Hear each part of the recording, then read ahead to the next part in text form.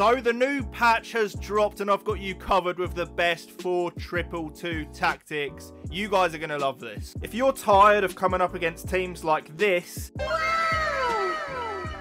you can get some foot coins through MMO EXP using the link down below. You can also use code JambooUK for 5% off. So in this video, I'll be showing you guys the best 4-2-2 tactics. This is a good variation to like a 4-2-3-1 if you prefer playing with 2 strikers. This is the one for you. It's very, very solid, good meta formation, and it's definitely one where you can hit the top ranks in FUT Champions. So guys, before we do get into the tactics, if you're watching this and it has less than 300 likes, please do hit that like button. And also, every single sub that comes in, it gets me one step closer to that 100k. So have a look now, and if you're not subscribed, please just click that button. It's completely free. Nothing that you have to do other than click it, and it helps me get closer to my goal. But let's get into it. Enough of me waffling. You guys are here for the tactics. Don't just click off after the tactics either. The reason for that is there's some instructions that are going to help you out as well. So this is what you can run with and what I'd recommend just using to start out. There's a few things that you can change with this. For example, if you enjoy pressing higher, you can use like a press after possession loss. That works very well in this setup as well.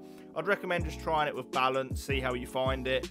We go for a lower depth in this. I find that when you've got like the 2 CDMs, you don't need to be like as spread out. It's very easy to just be compact with like a back 4 and then 2 CDMs, and you know, you can sit very narrow and it's very hard to break down. We've got 72 on the depth as well.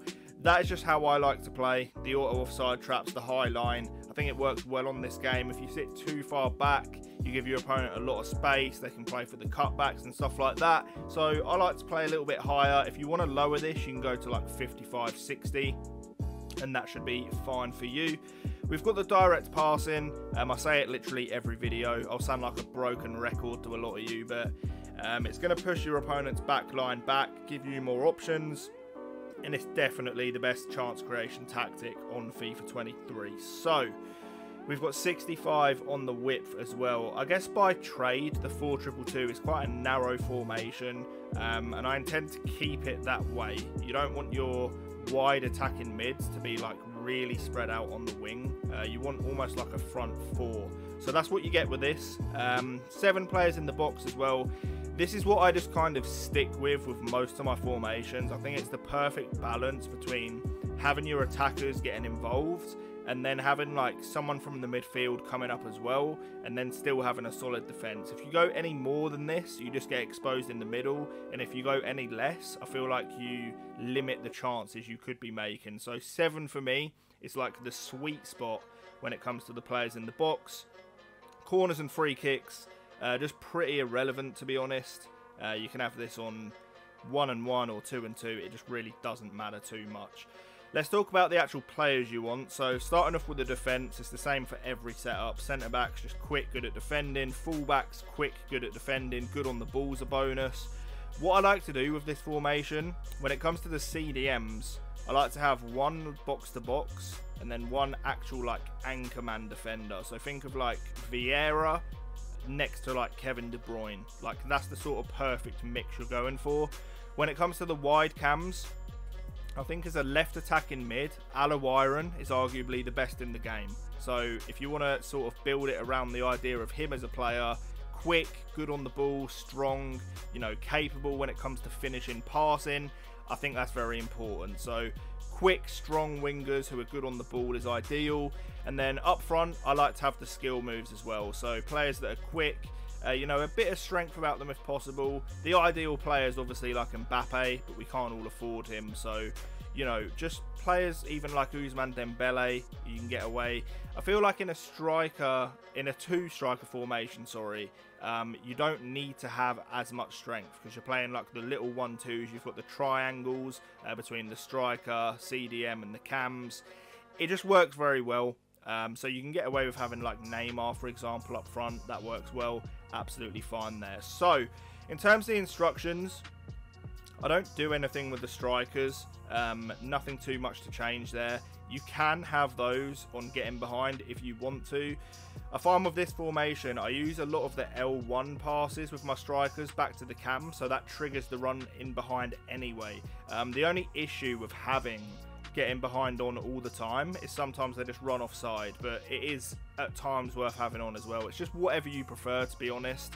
But for me, I use the player locks and things like that quite a lot, so I don't need to have them just set to getting behind. I'll trigger it myself if I want. So when it comes to the cams, I leave them on balanced. If you struggle with your defending, you can have them on comeback as well, but I like to leave it just on the default. Get into the box for cross is a really useful one, because say for example you're running down the left wing with your left attacking mid, because we have get into the box for cross on both, the other winger will then go to the back post, so you always have like a crossing option at the back as well, and I find that to be super useful. Even if you don't use it, it just gives your opponent something else to think about when they're seeing a player move into the box. So I find that works very, very well. We then have cover centre on both of the CDMs, and you'll notice that on one of the CDMs I have stay back while attacking. So that is what I was talking about earlier with like a Vieira and a De Bruyne.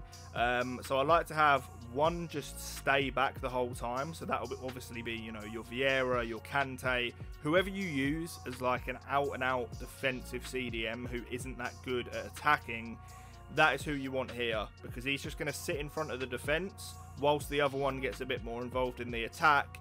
And what you find is you then have like literally 5 attackers and 5 defenders, which is more than enough, you know, for both scenarios that you need.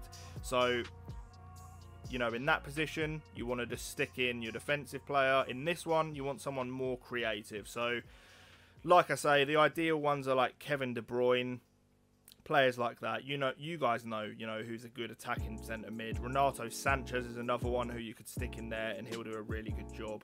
And I just think that's a really good balance.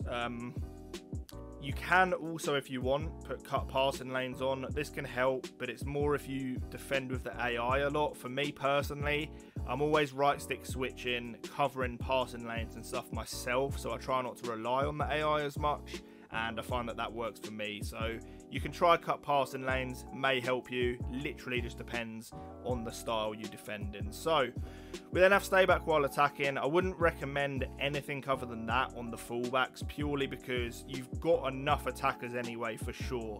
There's just not a world in which you need 2 cams, 2 strikers and 2 attacking fullbacks. You just do not need it. So if you do that and change it to like balanced or join the attack, you're just going to get exposed at the back. So I'd recommend keeping that on stay back while attacking. Same obviously goes for the centre backs. I've never seen in my life anyone play a centre back as play striker. I may do that as some sort of like challenge or something, we'll see. But that is going to be it, guys. These will help you. These are meta, they're good tactics, you can't really go wrong with them. Same as like a 4-2-3-1, a 4-4-2. The 4-2-2-2 is one that just works every year. It's very solid, reliable. So if you're looking for a new tactic, this is a good way to go. But I hope you enjoyed it. I will catch you on the next one. Do not forget to subscribe, leave a like, and peace. I'll catch you next time.